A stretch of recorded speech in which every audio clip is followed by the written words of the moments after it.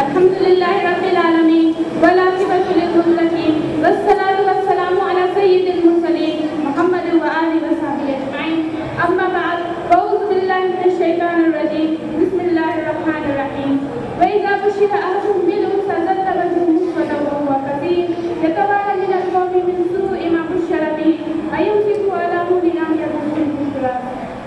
گھر میں رہتے ہوئے بیلوں کی طرح ہوتی ہیں، بیٹیاں دھان کے پودوں کی طرح ہوتی ہیں، ان کے اکڑوں بہت دور چلی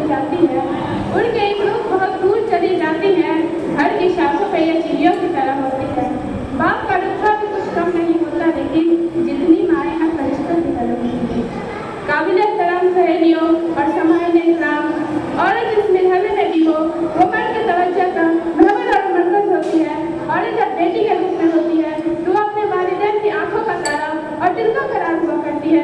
عورت جب بہن کے روپ میں ہوتی ہے تو وہ اپنے بھائی کے لیے باعث افتخار اور اس کی عزت ہوا کرتی ہے. عورت جب بیوی کے روپ میں ہوتی ہے تو وہ اپنے شوہر کی زندگی کا سب سے قیمتی تحفہ ہوا کرتی ہے.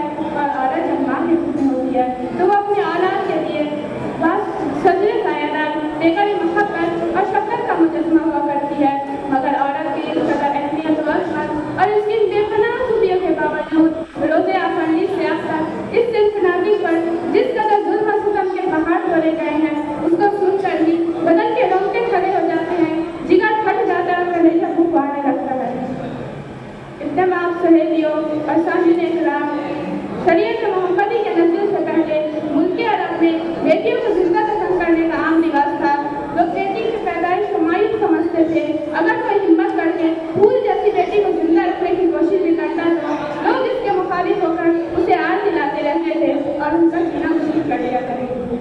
چنانچہ قرآن شریف میں ہے کہ اگر ان میں سے کسی کو لڑکی پیدا ہونے کی خبر سنائی جاتی ہے تو اس کا چہرہ سیاہ ہو جاتا ہے اور وہ غصہ سے بھر جاتا ہے.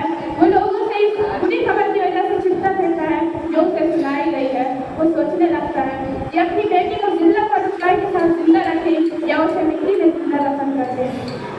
یہ تو زمانہ جاہلیت کی بات تھی جب دنیا نے اتنی ترقی نہیں کی تھی.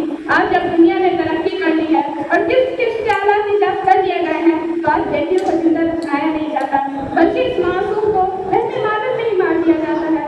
آج معاشرے کا یہ حال ہو گیا ہے کہ وہ بیٹیوں کو زندہ دفناتے تو نہیں لیکن اسے رحمت کے بجائے رحمت، سبب خوش بختی کے بجائے علامت بدنصیبی اور نشان عزت کے بجائے ناصر ذلت سمجھتے ہیں. حالانکہ بیٹی گھر کی رونق اور عزت ہوتی ہے، بیٹی گھر کی زینت اور شان ہوتی ہے، بیٹی والدین کی آنکھوں کی ٹھنڈک اور دل کا سرور ہوتی ہے، بیٹی خوش بختی کی نشانی اور سرفرازی کی علامت ہوتی ہے. بیٹی کے بغیر گھر کا بستر کی طرح اندھیرا لگتا ہے. بیٹی اور پھول میں کوئی فرق نہیں ہوتا. بیٹی محبت کی پیغام اور شفقت کا مجسمہ ہوتی ہے. بیٹی خاندان کے جسم چراغ اور بڑھاپے کا سہارا ہوتی ہے. تحریر اسلام اور سائنس اکرام، یہ درک حقیقت ہے کہ ہمارے معاشرے میں بیٹیوں کو وہ مقام نہیں دیے جاتے جو مقام بیٹوں کو دیے جاتے ہیں. بیٹے کی پیدائش پر جشن منائے جاتے ہیں، دعوتیں دی جاتی ہے، لیکن بیٹی کی پیدائش کے متعلق خبر تک بھی نہیں دی جاتی. بیٹے کی کو امدن کے کھلانے اور انتہائی قیمتی لباس دیے جاتے ہیں، لیکن بیٹیوں کو سستے کھلونے اور معمولی کپڑے دیے جاتے ہیں. بیٹے کی تعلیم کے لیے پرائیویٹ اور معیاری اسکولوں کا انتخاب کیا جاتا ہے، لیکن بیٹیوں کو سرکاری اور غیر معیاری اسکولوں میں بھیجا جاتا ہے. بیٹا اگر اچھا نمبر لائے تو اسے مبارکباد دی جاتی ہے، قیمتی تحفے دیے جاتے ہیں، لیکن بیٹی کے کامیاب ہونے اور پوزیشن پانے پر بھی تحفہ تو بہت دور کی بات ہے. زبان سے تعریفی کلمات بھی مشکل سے ہی ادا ہوتے ہیں. میں سماج کے ایسے لوگوں سے پوچھنا چاہتی ہوں کہ آخر آپ بیٹوں اور بیٹیوں کے درمیان اس قدر بھید بھاؤ کیوں کرتے ہیں؟ حالانکہ بیٹوں کی طرح بیٹیاں بھی پڑھنے لکھنے میں تیز اور ذہین ہوتی ہیں. بیٹوں کی طرح بیٹیاں بھی اپنے ماں باپ کی خدمت کرنے والی ہوتی ہیں. بیٹوں کی طرح بیٹیاں بھی اپنے والدین کا نام روشن کرنے والی ہوتی ہیں. اور بیٹیوں کی طرح بیٹیوں میں بھی قوم و ملت کی خدمت کا جذبہ ہوتا ہے.